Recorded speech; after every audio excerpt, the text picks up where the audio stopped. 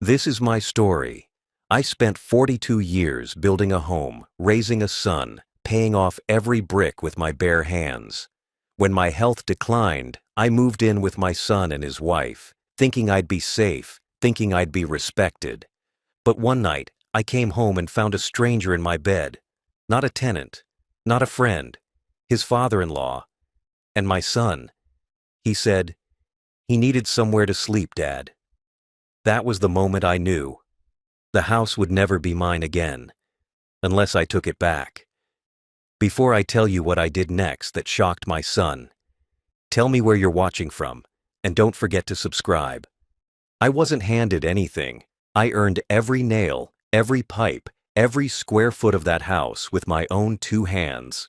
When I was 28, I worked 3 jobs, one at the post office, one hauling crates at the docks, and night shifts as a janitor in a hospital.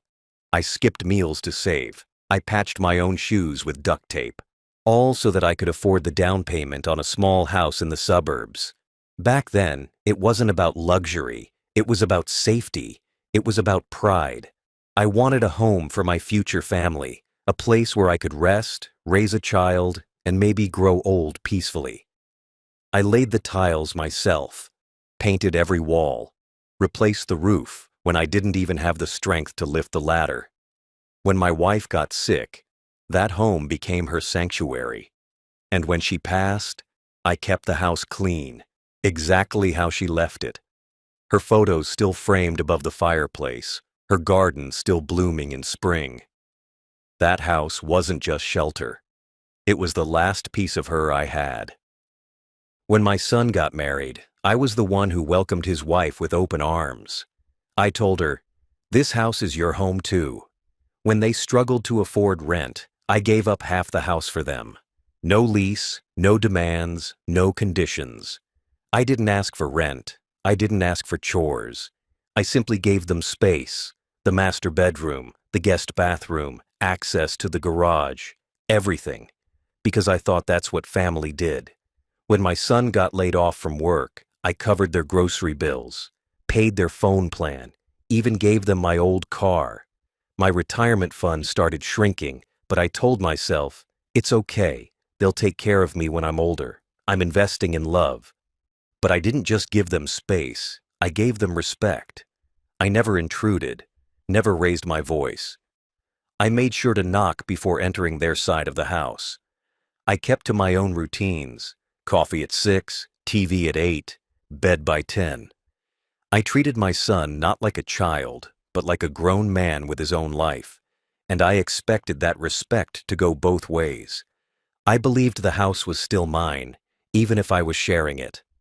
I believed the bedroom I stayed in, though smaller, was still mine. The bed was mine. The closet was mine. The roof, the walls, the front porch, they all carried my name, my sweat, my story. The deed was still in my name. But more than that, the soul of that house was built by me. Even when things changed, when the air grew colder between us, when the laughter stopped echoing through the halls, I kept hoping it would get better. I thought, maybe they're just stressed. Maybe money's tight again. I'd hear whispers late at night, my daughter-in-law complaining about space, privacy, how he's always around. I'd hear my name in low tones. I pretended not to. I made myself smaller, ate dinner early, stayed in my room more. I didn't want to be a burden. I didn't want to create tension, because in my heart, I still believed. This was my family, and family doesn't hurt each other. What broke me wasn't just the act that happened later. It was the realization that all those years of sacrifice, all those moments of quiet endurance meant nothing to them. That they didn't see me as the man who gave them a roof when no one else would.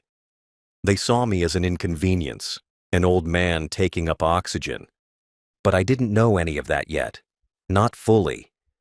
Back then, I still had hope. I still believed that this house, my house, was a symbol of unity. I thought it would be the one thing that held us together. That my son would grow old in it after me, raise his children in it, tell them stories about how Grandpa built this place with nothing but hope and a hammer.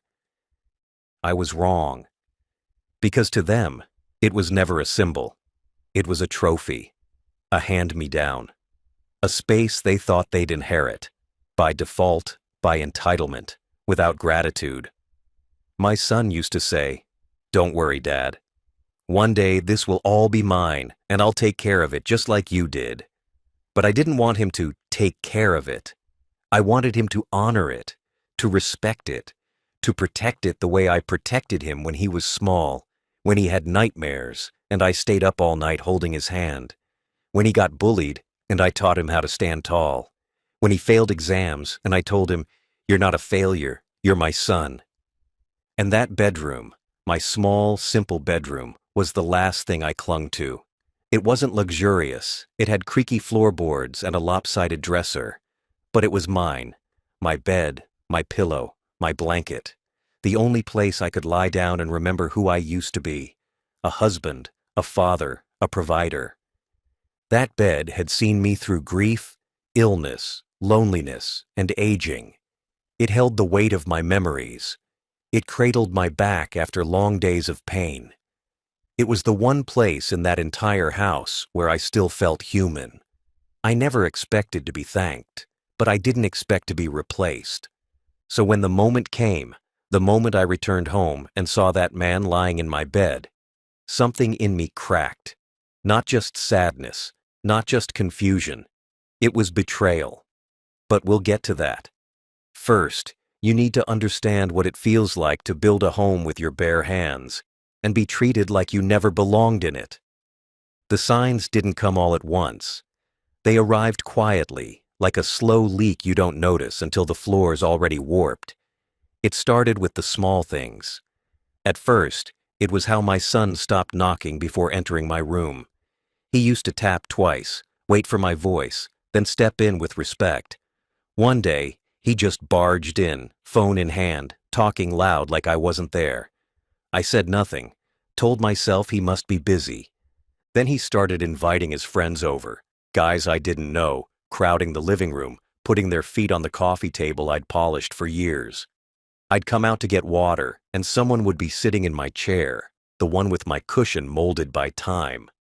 No one stood up, no one greeted me. My son never introduced me anymore.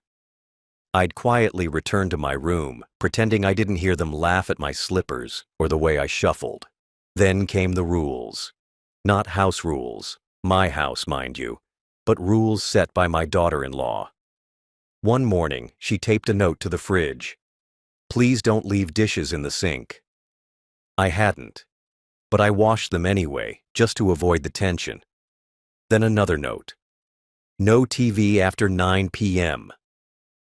I bought that TV, paid full price when it was still new, but I obeyed, kept the volume down, turned on subtitles. I didn't want conflict, didn't want to be the reason they fought. My grandson, sweet boy, used to run into my room every evening. He'd say, "Grandpa, show me the bird calls again." I used to whistle different bird sounds and tell him what they meant. We had our little game. But one day, he stopped coming. I asked him why, and he looked down and whispered, "Mom said not to bother you." Bother me? He was the only joy I had left. I knew then something was shifting, slowly, deliberately, pushing me further into the shadows of my own home. The dining table changed next. They bought a new one, modern, sleek, without a place for me, literally. It had only 4 chairs, one for my son, one for his wife, 2 for the kids. I ate dinner alone from then on, in the kitchen, on a stool, my plate balanced on my knees like I was a visitor overstaying my welcome. They never said I couldn't join. But that's the thing about disrespect. It doesn't need to shout. It just rearranges the furniture until you no longer fit. I overheard conversations, not by choice. Thin walls reveal thick secrets. I heard her say, "He's always here," breathing down my neck. "This house is too small for him and us." My son didn't argue. He didn't defend me. He just said, "I know. Just be patient. He's old, won't be around forever. Those words sliced deeper than any argument. Won't be around forever, like I was a waiting game, like my death was the solution. I kept silent. I didn't confront. I didn't cry. I simply noted it, like etching betrayal into stone. One day, I came home from a doctor's appointment, hip pain again, and found my favorite armchair gone. Not moved, gone. I asked my son where it went. He shrugged and said, "Oh, we donated it." It was old, didn't match the new decor. That chair had been mine since before he was born. I sat in it every evening with his mother, held him in it when he had nightmares, and they gave it away like trash. The bathroom changed, too. They swapped out the hand towels, removed the shower mat, replaced my soap with something perfumed that made my skin itch. When I asked about it, my daughter-in-law said, "We're just updating things, making it more modern." Translation: erasing the last pieces of me. Eventually, I noticed something else.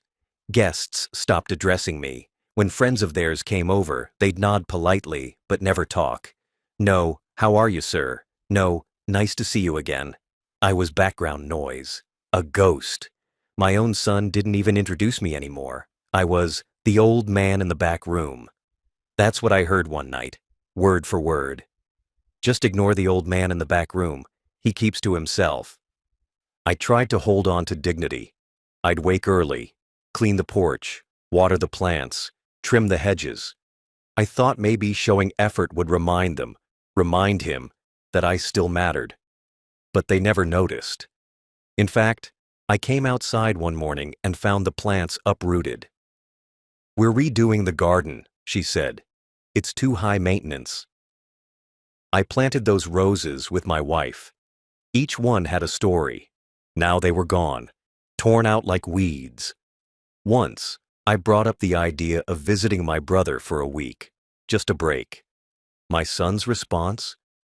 "Are you sure you'll be okay traveling alone? You're not really strong anymore, Dad." Not concern, condescension. As if I hadn't raised a child, buried a wife, paid for 3 funerals, and survived cancer. But sure, I was weak now, helpless, a burden. And it kept getting worse. My mail started disappearing. Packages I ordered would never arrive. I found some of them later, opened and stashed in the garage. One day, my blood pressure medication was missing. I don't know if it was accidental or deliberate, but either way, it scared me. I realized I wasn't just unwanted. I was being erased, bit by bit, day by day. Still, I said nothing. Not because I was weak, but because I was waiting, observing, calculating. You see, when you've built something with your hands, when you've sacrificed everything for it, you don't let it go just because people stop appreciating it. You wait for the moment they think they've won, and then you remind them whose name is still on the deed, because the truth is, they didn't just disrespect me, they disrespected the foundation I gave them. And one day, they would regret it. It was a Thursday. I remember because the church bells were ringing when I stepped out of the bus, and the sky had that cloudy gray where you can't tell what time it is. I'd been out since morning, doctor appointment, pharmacy, then sat at the park bench near the post office to eat a sandwich alone. When I came home, something felt off before I even opened the door. There was an unfamiliar pair of sandals at the front, not my son's, not the kids', too large, too worn. I stepped inside slowly. I didn't hear anyone call out. The lights were on, the living room was empty. I walked down the hallway toward my bedroom, and that's when I heard it, a cough, deep, rough, not familiar, coming from my room.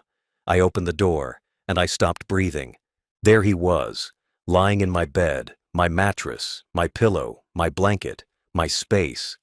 A man I barely knew, my son's father-in-law, shirtless, relaxed, with his legs stretched out like he owned the place, his socks on the floor, my book on the nightstand. And when he looked up at me, he didn't flinch. He smiled. "Oh, hey there. I hope you don't mind." I just needed a spot for a few nights. I stood frozen. I couldn't speak, couldn't move. My eyes darted around the room. My photos were missing. The framed one of me and my wife at Niagara Falls? Gone. The ashtray she gave me on our 30th anniversary? Moved. The smell of my room was gone, replaced by some cologne and instant coffee. Everything familiar was replaced. And then my son walked in behind me, casually holding a drink. "Dad," he said, like he was introducing a new tenant. Mr. Conrad needed a place to crash. You know how things are at his apartment. Water leak or something. Just for a few days. He's using your room for now, okay? Okay? I didn't answer.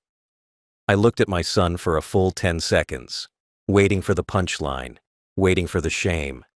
But he just sipped his drink and added, "You're fine with the couch, right?" He didn't ask. He told. He didn't blink. He just expected me, the man who built the house, to quietly walk away while his wife's father took my bed. It was more than disrespect. It was erasure. That was the moment I realized. I no longer existed to them as a human being. I was furniture, dispensable. A soft old man who would never fight back. I should have screamed, should have thrown the glass, slammed the door, cursed them both to hell. But I didn't. I said nothing. I turned around, walked back down the hallway, and sat on the old brown couch in the corner of the living room. It was cold. The cushions sunk too low. The spring was broken. There was a draft from the side window that touched the back of my neck. I wrapped myself in a thin throw blanket and just sat there. Hours passed. I didn't eat dinner. I didn't speak. I didn't sleep. I listened to the sound of him snoring in my bed. In my bed. And when the sun came up the next morning, I was still sitting there. My neck stiff, my back aching, my body frozen. But my mind, it had never been more awake. Because here's what that moment taught me. They weren't just disrespecting an old man. They were inviting me to disappear. They assumed I wouldn't fight, wouldn't remember, wouldn't do anything. They thought the man who built the roof above them no longer had a spine. They were wrong. Later that day, I sat at the dining table, the one they never invited me to, and watched them laugh and eat. No apology, no explanation. My daughter-in-law asked me if I slept well, smirking like she knew the answer. I nodded and said, it was fine. But in my chest, something else had awakened. A kind of rage that doesn't shout. It waits. It plans. I started looking around that day. Really looking. I glanced at the family photos on the wall. None of me anymore. Just them. Their vacations. Their smiles. My chair was gone. My bedroom was taken. My garden destroyed. My space erased. And now, even my bed, the one place I felt safe, was handed to a stranger like a spare key. But they forgot one thing. The name on the deed was still mine. That night, I didn't argue. I didn't knock on the door. I didn't demand my room back. I didn't even ask how long he planned to stay. I just did what they expected me to do. I lay down on the cold, lumpy couch like a forgotten dog. I used a throw blanket barely big enough to cover my legs. I tucked a jacket under my head like a pillow. The TV was still on, flickering in the corner, some sitcom laughing while I sat in silence. The house I built, brick by brick, was no longer mine. And now, not even the bed I bought with my first paycheck belonged to me. It had been handed to another man without a thought, without a question, without a trace of shame. I could hear them all sleeping, the kids down the hall, snoring softly. My son's door shut tight, not a care in the world, and him, the guest of honor, in my bed. His heavy breathing echoed faintly down the hallway while I curled up in my own living room, on the furniture I once picked out proudly, now stained and sagging. Every tick of the wall clock felt like a hammer to the chest. I closed my eyes and tried to forget. But you can't forget what you can't escape. The betrayal was there in the air, in the cracks of the wall, in the way the floor creaked beneath someone else's footsteps. Around midnight, I shifted positions and felt a sharp jab in my hip. The springs were poking through. My body, old and aching, couldn't handle it. My bones screamed. But my pride hurt more. I laid there, not as a father, not as a homeowner, not even as a man. I laid there as a ghost, a placeholder in my own life, someone whose story was still in the house, but whose presence no longer mattered. The thought hit me. They expect me to just fade away, quietly, conveniently, like wallpaper that peels off and gets replaced. I thought about everything I had done for that boy, my son, the child I rocked in my arms when he had nightmares, the boy I taught to ride a bike in the driveway, the teenager I defended when he crashed the car, the young man I put through college with my retirement money. Every sacrifice, every prayer, every silent struggle, all so he could have a better life. And now, that man, my blood, gave away my dignity like a spare blanket. The couch creaked as I tried to stretch. I looked up at the ceiling. Same ceiling I painted with my wife when we first moved in. I remembered how she laughed when we spilled paint on the floor, how we danced barefoot over it like kids. That ceiling was a memory. And now, it felt like a lid closing in, like a coffin. I kept telling myself, just one night. Maybe it was a misunderstanding. Maybe he didn't mean it that way. Maybe my son would knock in the morning and apologize.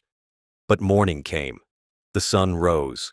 The house filled with footsteps, laughter, toast popping, kids asking for cereal. And no one came to check on me. No one asked if I slept well. They just lived around me, like I wasn't there, like I was part of the furniture now, useful when needed, silent when ignored. I walked past the hallway that morning. My room door was still closed. I paused, just for a second, and I heard it again, the man coughing, the sound of him waking up, stretching, sighing like he had a full night's rest, in my bed, and I clenched my jaw so hard it hurt. I went to the kitchen. My daughter-in-law was at the stove. She looked up, didn't say good morning, didn't smile. She just said, "Can you wait to use the coffee machine?" He's still asleep. It might wake him. He, not Dad, not you, not the man who owns this house. Just he. As if I was a guest, a disturbance. I nodded. I didn't trust my voice. I turned around and went back to the couch. I sat there while they all buzzed around, getting ready for their day, planning their outings. And no one looked at me. No one asked what I needed. No one cared. And that's when I realized this wasn't just a one-time mistake. This was a new arrangement. They expected me to surrender, but they didn't know me. I didn't yell. I didn't threaten. I didn't cry. Because humiliation like that doesn't need volume. It speaks through silence, through restraint, through the way a man holds his pride even when it's been dragged through the dirt. I sat on that couch all day, thinking, not about revenge, not yet, just about memory, about how something so sacred, a bed, could be taken without a moment's thought. A bed is not just furniture, it's a place of rest, of pain, of healing. It's the last place a man finds comfort when the world turns cold, and mine had been taken like trash. That night, I didn't sleep again. I stared at the ceiling until my eyes burned. I could still hear him, snoring, peaceful, undisturbed, while I shifted, a prisoner in a home I built with my own hands. And that's when the anger came, slow, deep, solid. It wasn't rage, it wasn't madness, it was clarity. I wasn't weak, I wasn't helpless, I was tolerant. And that tolerance had expired, because they may have treated me like nothing, but I still owned everything. The strange thing about power is, when you still have it, but stop using it, people assume you've lost it. My son forgot that.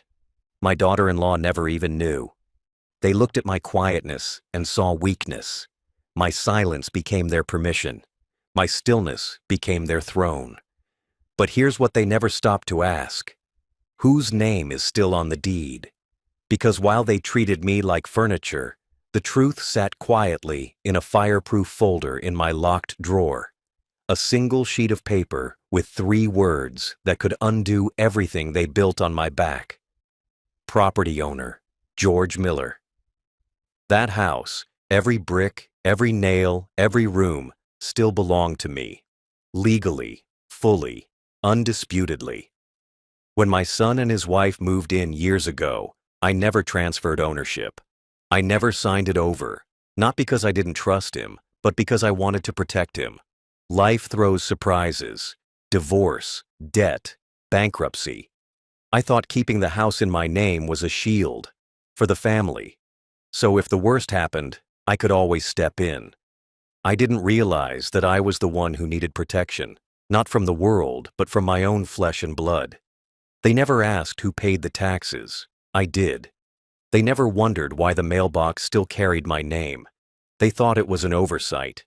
They assumed that since they had the keys, the decisions, and the loudest voices, they were the ones in charge. But the law doesn't care who cooks in the kitchen. The law cares whose name is carved into county records. I remember sitting in my room, before it was stolen from me, staring at that deed. My wife and I signed it together after our 3rd year of marriage. She held my hand and said, "This is where we'll grow old. And someday, we'll pass it on. Not just the house, but the meaning of it." But my son didn't understand the meaning. He saw it as an asset, a possession, something he'd eventually own by default, like a free upgrade. Not something earned, not something honored. And that assumption, that smug little belief that the house was already his, that would be his downfall. Because while he lounged in the living room, cracking jokes about how old folks need less space, while his father-in-law snored in my bed and used my towels and borrowed my slippers like a hotel guest, while they ate food I paid for in a house I built, surrounded by furniture I bought, I held the one thing they didn't, the truth. I knew what I had. I knew the rights they forgot I owned. And more importantly, I knew the limits of their entitlement. Because here's the real reason I stayed quiet. The truth they never saw in my eyes. I was watching. I was measuring. I was waiting. Waiting for the final insult. Waiting for the moment they'd cross the line so far there would be no going back. And now, it had come.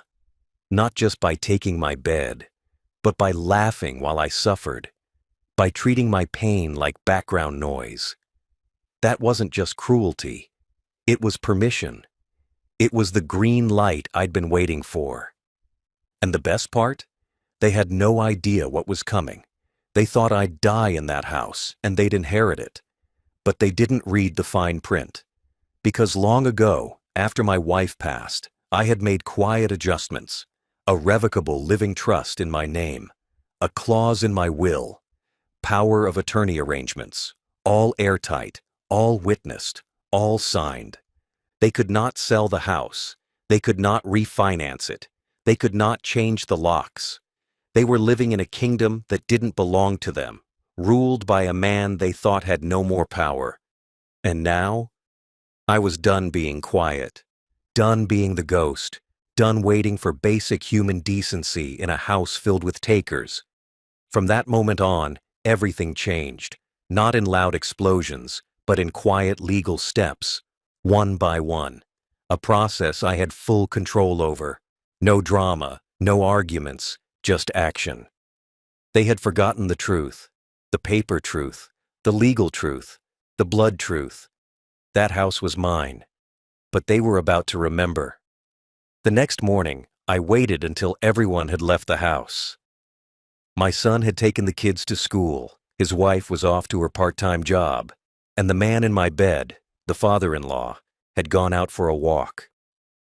I moved slowly, my joints stiff from another night on the couch, but my mind was sharper than it had been in years.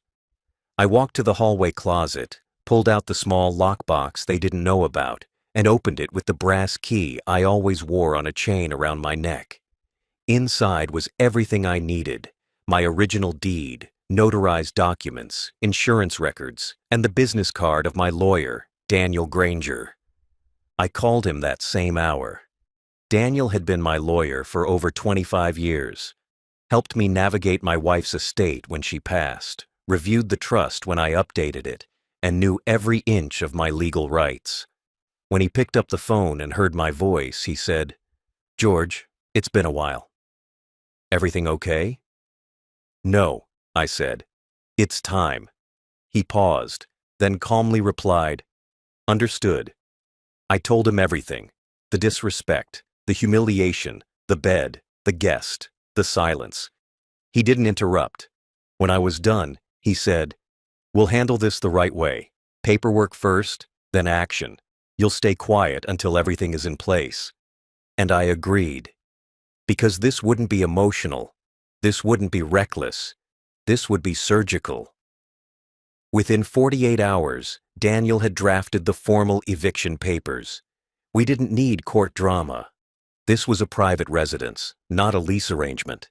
They were occupants by permission, not by right. And I was revoking that permission. But we weren't stopping there. I gave Daniel the green light to initiate the next step: a discreet, expedited sale of the house. Not to a public listing. That would cause noise. We used a private network of cash buyers who handled properties quickly, no questions asked.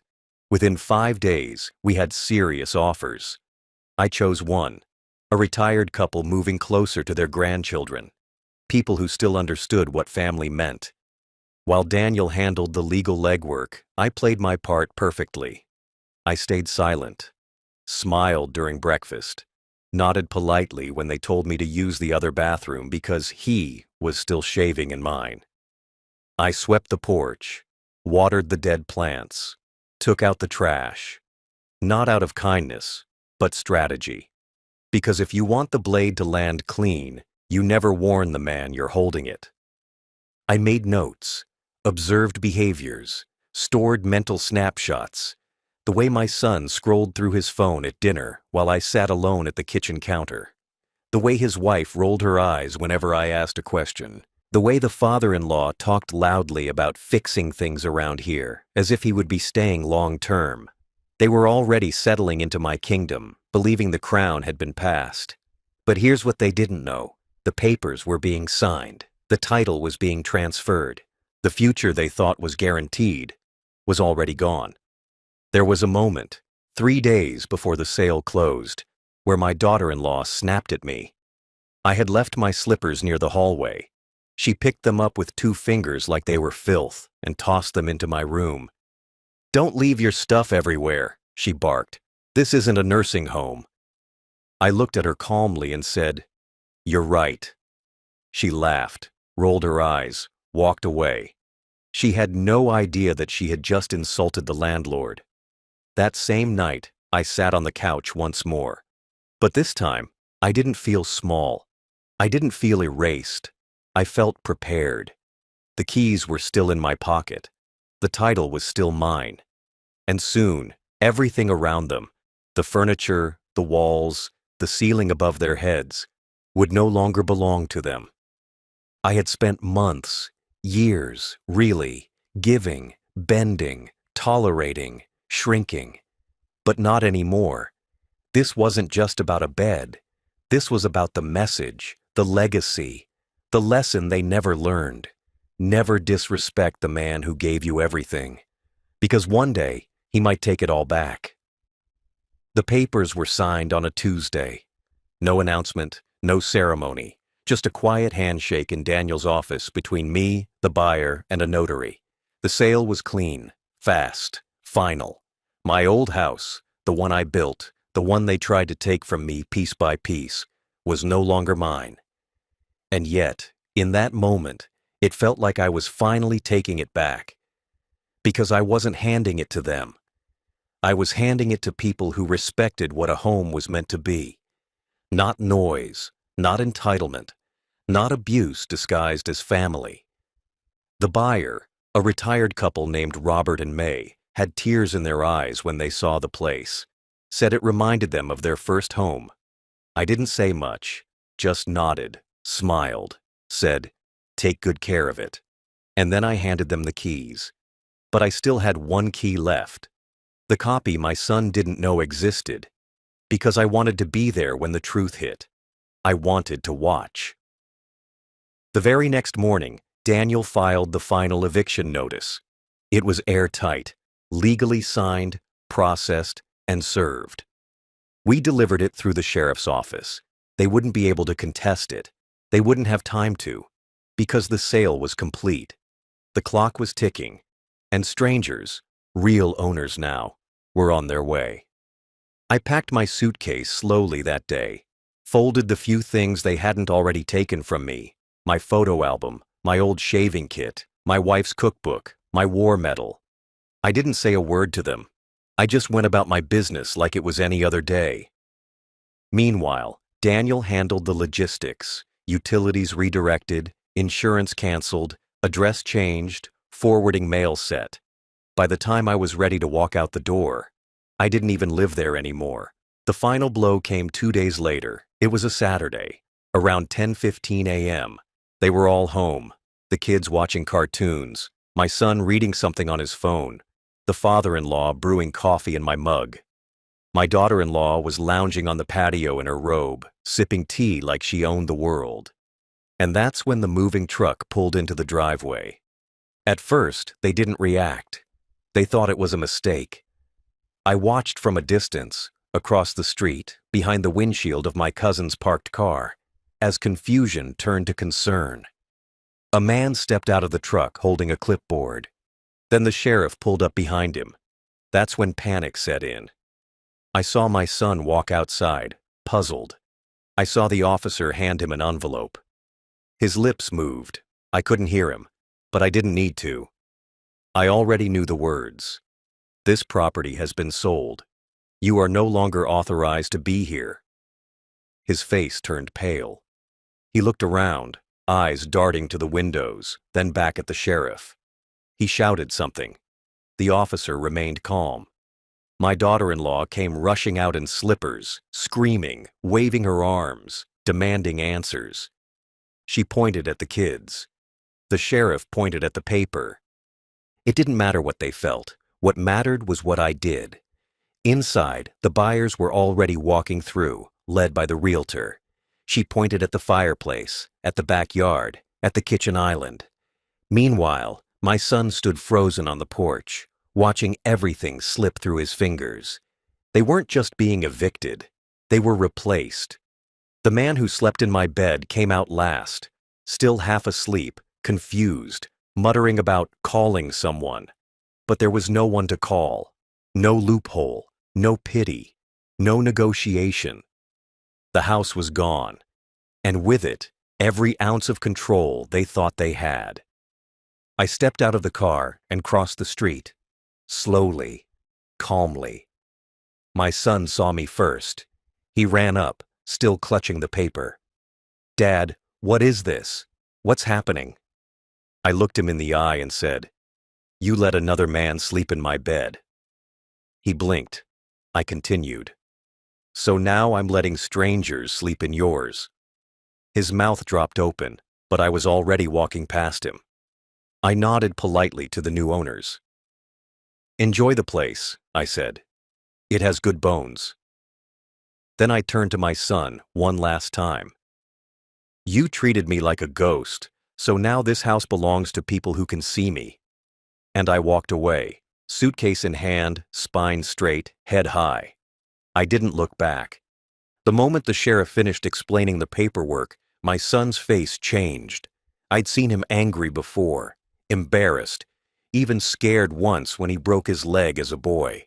But this face, it was a man realizing, too late, that he had miscalculated everything, that the person he thought was powerless held every card. He kept glancing down at the notice, turning it over like there had to be some mistake. His lips were moving, whispering things, probably legal jargon he thought he understood. But this wasn't a court battle. There were no loopholes, No appeals, no extensions. The home he believed was his future, already gone. My daughter-in-law stormed inside the house, yelling loud enough for the entire block to hear. "This is a violation. You can't do this. This is our home." The sheriff followed her inside, calm and professional, walking through the front door she never once held open for me. Behind them, the new owners were already discussing where they'd place their furniture. She screamed at the realtor, threatened to call a lawyer, tried to slam a door, only to be told gently but firmly, "Ma'am, you no longer have legal authority to close anything in this home." The kids watched from the window, confused, scared, their little hands pressed to the glass. I felt a twinge of sadness for them, but not enough to undo what I'd done, because children learn from what they see. And I hoped they'd remember this as the day their parents learned that cruelty has consequences. The father-in-law came out next. He wasn't yelling, just confused, holding a toothbrush in one hand, half-dressed, asking, "What the hell's going on?" No one answered him, because he didn't matter. He never did. Not to me, not to the law. He was an intruder in my life, a symbol of everything my son had allowed, a final insult shoved into my bed. And now he stood in the yard, blinking at the moving truck, holding his toiletries like a man just thrown out of a hotel for skipping payment. Boxes started coming out fast. One by one, their lives were removed. Furniture, luggage, toys, framed photos that once hung on my walls. My daughter-in-law tried to argue again, this time with the movers. "That's ours. Don't touch that." The foreman pointed at the sheriff. The sheriff pointed at the notice. Nothing they said mattered, because legally they were just trespassers now. Eviction was not pending. It had already happened. My son finally turned to me, red-faced, shaking, sweating. He didn't yell. He whispered, "Why are you doing this?" I looked at him, calm and clear. "Because you forgot who built this house, and because you thought I wouldn't remember who owned it." He tried again. "You're my father. And you let another man sleep in my bed," I cut in. That was the moment he broke. He looked down, like a child again, like the boy who once cried when I scolded him for stealing candy. But now there were no scoldings, no forgiveness, just facts, cold, hard, undeniable. Across the street, neighbors had started gathering. Some were filming, some whispered. They knew me, knew I'd built that house from nothing. I saw old Mr. Cunningham, who helped me hang the gutters 20 years ago. He nodded at me. I nodded back. We didn't need words. The entire process took just under 2 hours. Movers cleared the house, the sheriff documented the transition, and the buyers, kind, polite, older folks, offered no smugness, just grace. One of them turned to me and said, "We'll take good care of it," and I believed them. As my son stood on the sidewalk, surrounded by boxes, nowhere to go, no keys, no power, I walked up to him for the last time. "You are going to let me die on that couch," I said softly. "One night at a time, one insult at a time." He opened his mouth. I held up a hand. "Don't, not today." He nodded slowly. For once, no argument, no excuses. I walked to the cab I had waiting and placed my single suitcase in the trunk. I turned back, one last look at the house, my house, and I didn't feel regret.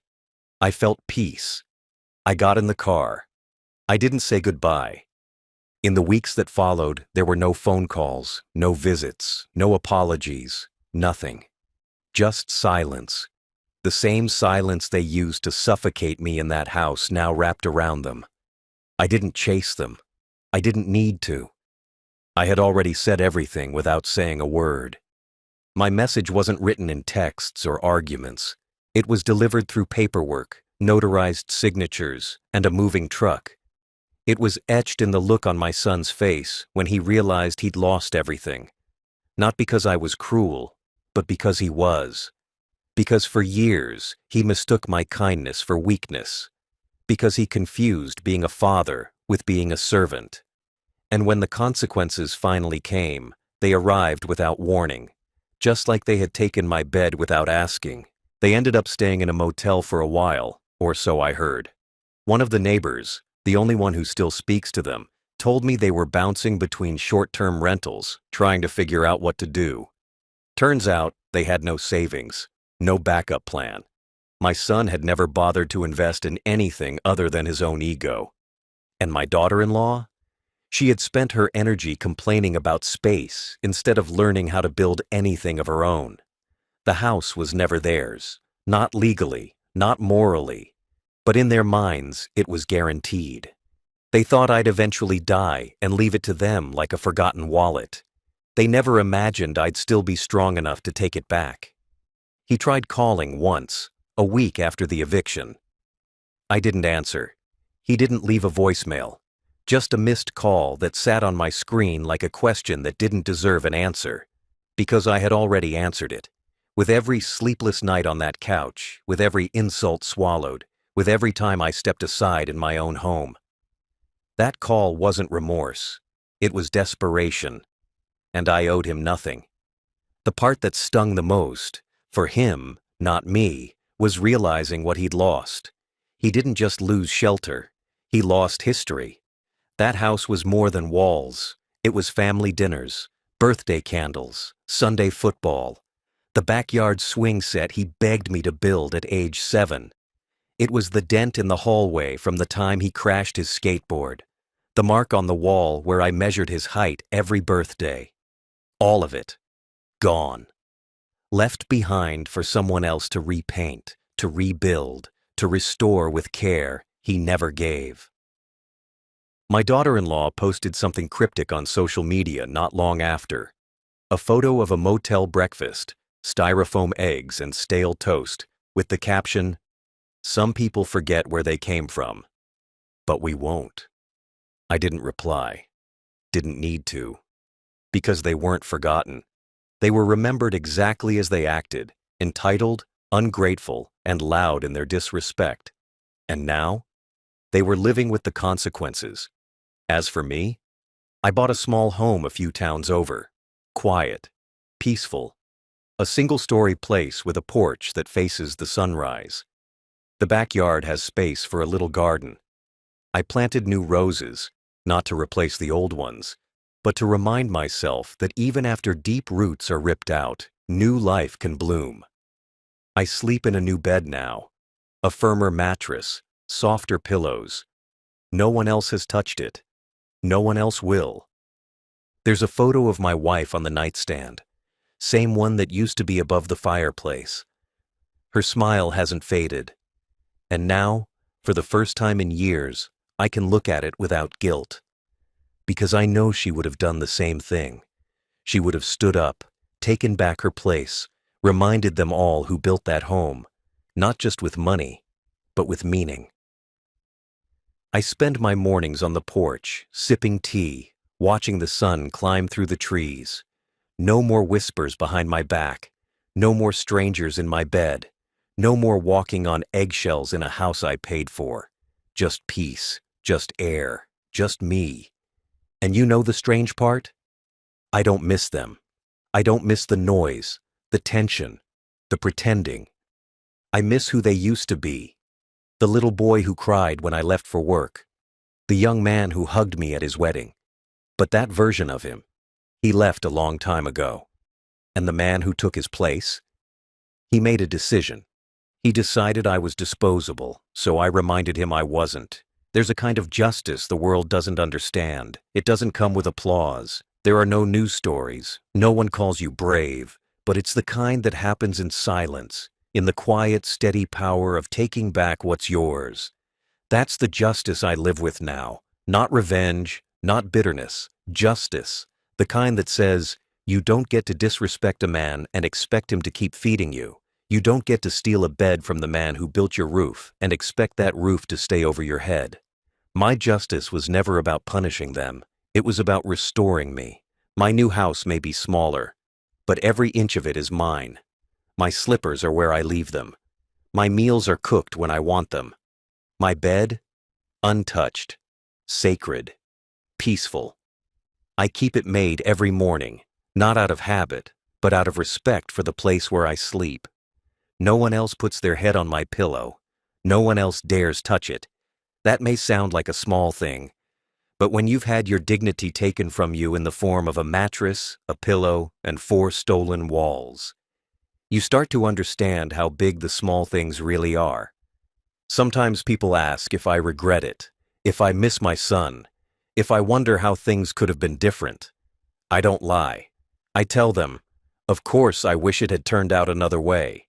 I raised him to be better, to value people, not possessions, to remember the hands that held him. But people make choices, and every choice leaves a footprint. His told me everything I needed to know. He had a chance, many chances, to honor the man who gave him everything. Instead, he mocked that man, ignored him, and eventually replaced him. I think about the day I left that house, suitcase in hand, spine straight, no goodbye. That was the day I was reborn. I wasn't walking away from my past. I was walking toward my peace, toward a version of myself that no longer needed to beg for space in a home he paid for. I'd spent too many years making myself smaller, quieter, gentler, all to avoid tension with people who didn't even see me. But now, I sit tall. I speak when I want. I live how I want. Because I remembered something powerful. The moment you stop defending your worth, the world will bury it. And they did try to bury mine, first with inconvenience, then with silence, then with that final insult, the stranger in my bed. But what they didn't count on was that I still had options. I wasn't trapped. I wasn't helpless. I was simply waiting for the right moment to reclaim my name, my space, my story. I've made peace with the idea that I may never speak to my son again, that if we cross paths one day, he might look away out of shame, or worse, pride. But that's not mine to fix. My chapter with him is closed. He ended it when he forgot who I was. I simply wrote the final page and signed it with a pen dipped in truth. I spend my evenings now watching the sun fade behind the trees. I read books I never had time for. I water my roses. I even adopted an old dog from the shelter. His name's Rusty. He limps a little, lost most of his teeth, but when he lies at my feet and sighs deeply, I know he feels what I feel. Home. Not borrowed. Not shared. Mine. And every now and then, I think about that night on the couch. Cold. Forgotten. Listening to the stranger snore in my bed. I remember the way my hands trembled with humiliation, the way my heart hurt more than my bones. And I think, that was the turning point. The moment everything changed. The night I stopped being invisible. Because here's the truth. They took my bed, so I took back the house. They gave my dignity to another man, so I gave their future to strangers. They left me outside their hearts, so I left them outside my doors. That's not revenge. That's justice. And I sleep just fine now. In my own bed. In my own house. Under a roof that echoes no footsteps but mine. And every night before I turn off the light, I whisper one thing. They let another man sleep in my bed. So I let strangers sleep in theirs. And that was the last lesson I'll ever teach my son. No words, no yelling. Just a door, quietly closed behind me.